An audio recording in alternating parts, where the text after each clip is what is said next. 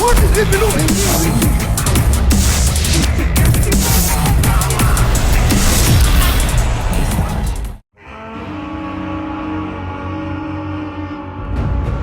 Yeah.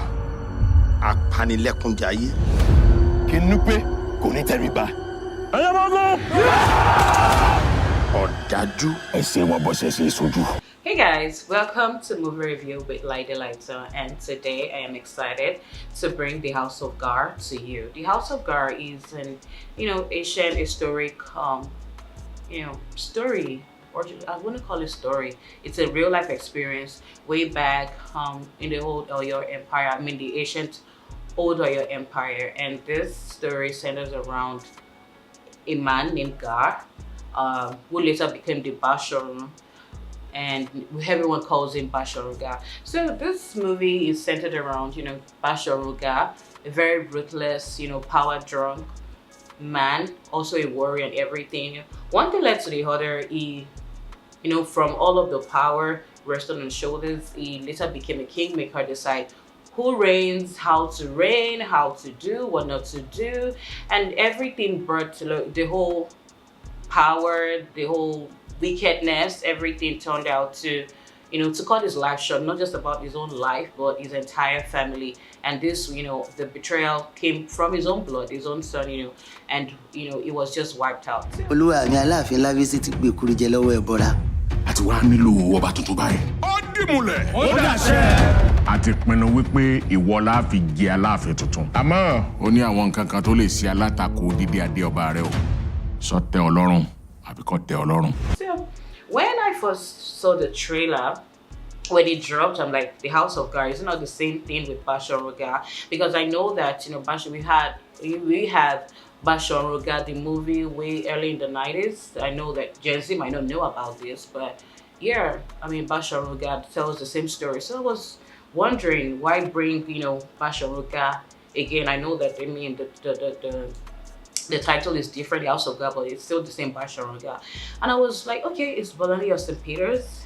We know she's fantastic, and let's just see what Bolani Austin Peters, has to do with this. I saw the cast, I saw everyone in the movie. I'm like, okay, especially, when you see a production that has to do with Funke Akindele on the same set, you have Toyin there, and then you have Adeniyi Johnson, and I'm like, okay, what is she trying to do? How was this set? I wish I was on set to see everything. If you read this lover, you will know.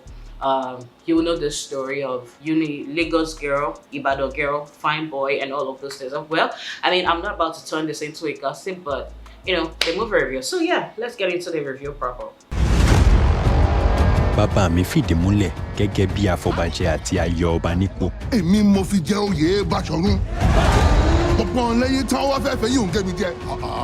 For me, the movie started slow, because when the movie started, the war scene took the Nupe girl and says, okay, I'm not selling her, I'm keeping her, she's gonna be my concubine, and what she has to say. So if you, a Nollywood person, when you watch a lot of Nollywood movie, I was already writing a story in my head. And I'm saying, okay, this Lupe girl probably, she has some powers. They didn't get this power from her. When it comes to Nollywood, they really mess up your brain. So I was thinking, okay, why is she so calm? There's nothing really happening about the girl. And then they kept showing her. And I'm like, okay, what is this about this girl? Will she bring war to the Oyo Empire because she's Nupe and everything? The story started slow, and I was already writing my own script in my head. But all along the line, it later became Basharuga, and then, handed the king, killed some chiefs, because he had, Basharuga and the king had a beef way back when they were young. I was like, what is this? That started, I've seen Teddy, I've seen Bam Bam, I've seen Toyin Abraham, I've seen Gabriel Afolayan, I've seen Adeniyi Johnson, pretty much like everybody. Okay, why is this slow? And then Femi Reynard, Femi Black, Yemi Black, all of them like that. I'm like, where is this movie going? So after seeing all of this cast and there's nothing was wrong, and then he had to send his children, you be the something of Ilorin, be the something of Ibadan, Dahomey, and one thing I like is the fact that Dahomey was also mentioned. If you have seen The Woman King, it will also tell you that the Oyo Empire had something to do with Dahomey, and well, he was lovely. I like the fact that Mike Folari really tried, and also the love scene between Mike Folari and Agboyin, the lady he loves, and all of that. I mean, a real Nollywood would, the kind of the way they play all this story when it comes to village scenes and their love life and all of that. I like that. I mean, Bolale did not do this because there was no, going by one stream or something. Well, anyways, that part was also boring and it was really slow. And it was all of the scenes. I'm thinking, where is this movie going to? Where is this movie going to? Until when he returned to find out that his uncle was getting married to Agboyin. And I mean, that was where the movie picked up for me, the expression, all of those things that has been flat from, the onset. He now came out and I'm like, okay, yes, this is about to start. And I like the fact that, Mike Folari said he's going to fight, the old thing, because now the new king wants to really mess up Basharuga. So he requested that, okay, let it be a battle or something like that. Let him enjoy. Let's see who's gonna win. And immediately, the other guy came and then he stopped Akindele. I love the expression, that part. The fact that Basharu was looking at the king like, I'm about to kill you, and the king is like, yes, you will do me nothing. And all of them right there. That was when the movie really started for me. And that was, it kicked off, the whole energy, the whole action really started. And everybody, I mean, I love their whole expression. I love the way, that right there is really hot. That is what I call acting. That is what I call, everything that you can think of possible when it comes to great acting, delivery, the expression, everything. That was where the movie now came alive. Now, from there, we see a transitioning of not just the regular Basharuga. We now see someone that is now very angry, an angry man who is ready to rip and tear down and destroy everything. And then he moved on to, okay, he finally had the power to kill the king. Even though they told him, I mean, his Babalawo initially says, oh, don't do this, he's a very powerful man. And after killing the king, how he became crippled, he couldn't move his hands and his legs. And okay, now that's another, another storyline. I love the fact that, when we see that, then I'm looking at this Nupe girl. Does she have the power to heal him, to do all of those things? But she's still not doing anything. And everything turned out that he finally had to die, lose his whole family because he killed Agboyin. Now he chose another king for himself, giving him, making his in-law become the king and saying he was going to marry Agboyin and everything. èyí tá a rán lọ́ọ̀lẹ́ Dahomey kórè kọ́ ìjà ṣe bọ́wọ́ òlú iná láì rán.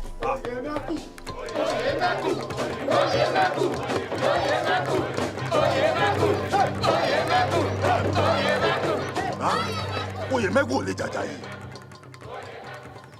bá mi jẹ́ jàjà. oyè mẹ́kùn.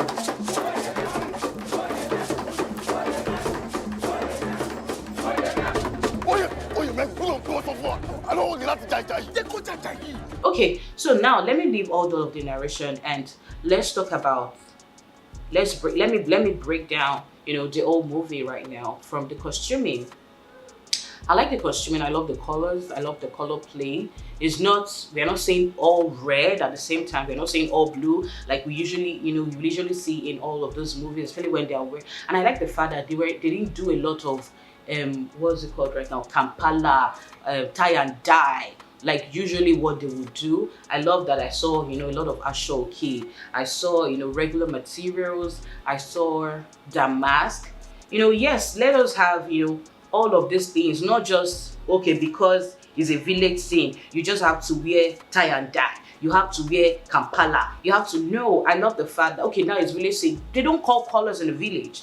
I wear what I want to wear. I wear what I like to wear. So I like what Bolandi Osipides did with that. I love the set. I mean, Bizo really did, she outdid herself, because now I love that we see a lot of land. We know that Oyo Empire is really big, and I like the fact that, they made us see all of those lands. I love, everything they did when it comes to, okay, going from one place to other. It was fantastic. And yeah, the casting, like I said, it was great. And yeah, seeing Funke Akindele, like I said, to Abraham, and this is like the first time I'll ever see Niyi Johnson play, a king. Usually, well, they try to stereotype Niyi Johnson, but I love what Bolale did with Niyi Johnson, making him the king, playing the role of the king. And, it didn't even do too much. It's not really doing like, yes, I have power. I just love how calm, and how, even when he was angry, how he transitioned from, being cool to being angry, someone that just lost his daughter, and, passing judgment and everything. So I'm like, yeah, I want to see more of this side of Niyi Johnson rather than, what they usually give us in Nollywood. And that is good. Of course, that Gabriel Afolayan is going to deliver, bringing all the mukas. I love, I just love everyone's acting, to be honest with you. I love that they brought out another side. Seeing Teddy do his things, bam bam. I love the casting. To be honest, whoever the casting director is, I mean, big ups to you. The sound, we're hearing many things like that. No unnecessary music. Sometimes they kind of play dirge, like Ikudoro, all of those things. It wasn't there. I just love it.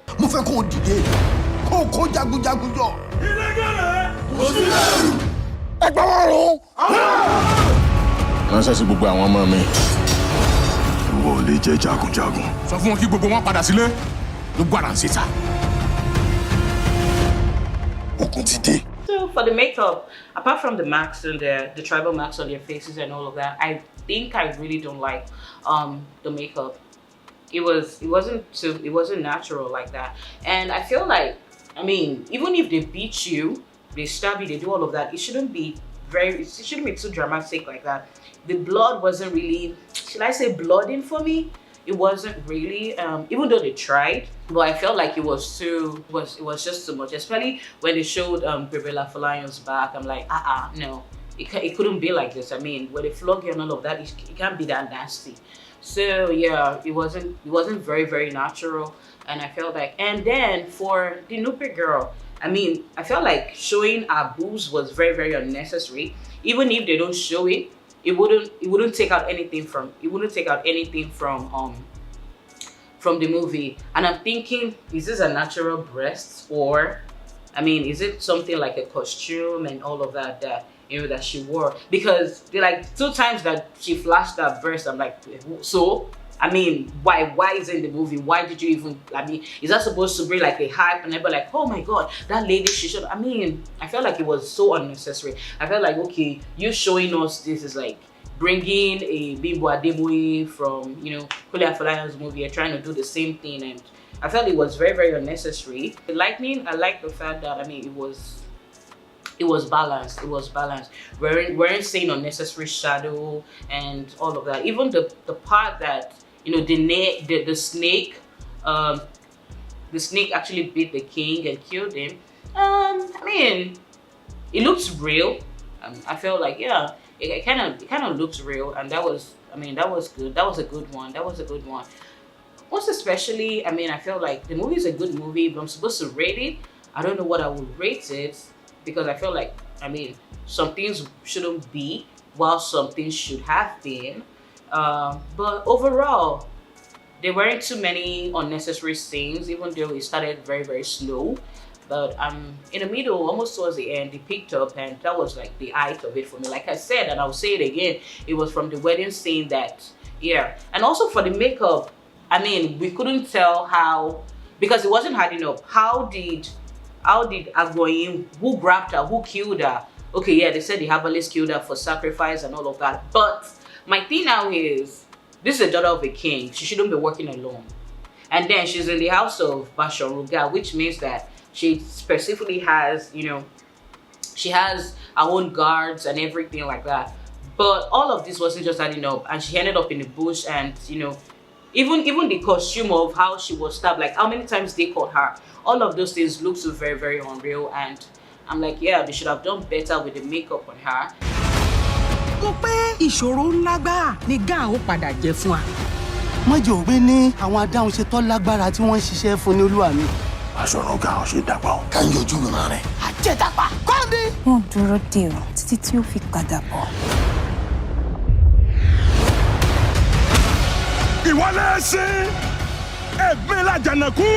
And lastly, rounding up, Bashoruga's brother, Lateef Adeniyi. Now, I don't understand this character because, when the movie started, you're showing us that he's more like an imbecile or someone that has autism, kind of, that's how you portrayed him to us. And towards the end of the scene, like, he's doing very good, like, entering Bashoru's house, stealing this, taking the child. And yeah, where was the child? Because, towards the end, it was a festival, they were celebrating, and all of a sudden, it's not like he entered into that place to pick up the child. So where did they keep the child? The story didn't tell us that, maybe Bashoru put the child somewhere or something. All of those, like, weren't adding up. But at the end of the day, you didn't really allow us to understand Lateef Adeniyi's character, because toward the end of the scene, he's like very, very okay like every other person. Whereas towards the beginning of the movie and in the movie and all of that, you made him look like an imbecile or someone that had autism. Yeah, in every production there will be like, some ups and downs that people might not see, and that is why I'm doing this movie review. But overall, you can go to the comment section and say, hey, Lady, you messed up. That wasn't right. Till then, keep watching movie review with Lady Lighter, and please do subscribe and follow me on all of my social media platforms at Lady Lighter. Thank you. They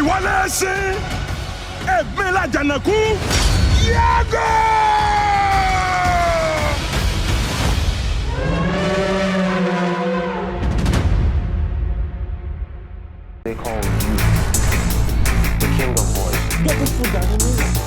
No, you understand because you're just one child.